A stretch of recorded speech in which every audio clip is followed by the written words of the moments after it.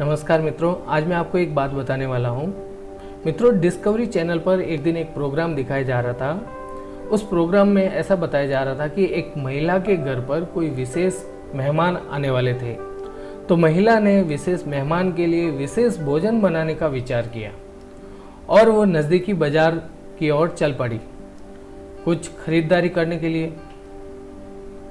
फिर आगे बताया जाता है कि वो एक मांस के बाजार में गई और वहां पर किसी दुकानदार से पूछा कि कूटी पाई है।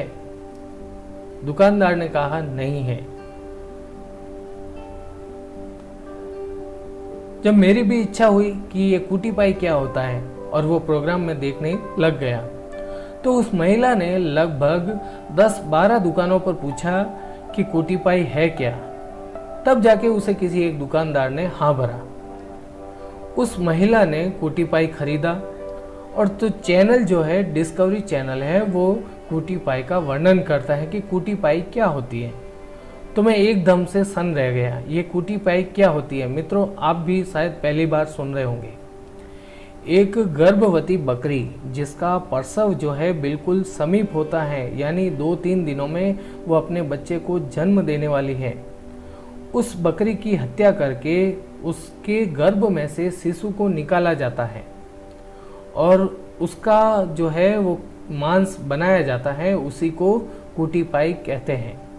फिर वो महिला बताने लगी कि कूटी पाई जो है वो बहुत ही स्वादिष्ट होता है, नरम होता है, जल्दी पकता है, चबाने में आसानी होती है, पचाने में भी आसानी होती है और इट्स सो डिलीशियस, ऐसा शब्द बोलकर वो उसका बखान कर रही थी।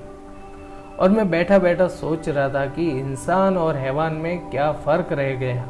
और मित्रों, कुछ दिन पहले डिस्कवरी पर ही एक ऐसा प्रोग्राम और देखा जिसमें एक शेरनी ने एक बंदरी का शिकार किया और उस बंदरी का पेट फाड़ा तो उसमें एक बच्चा बाहर आया।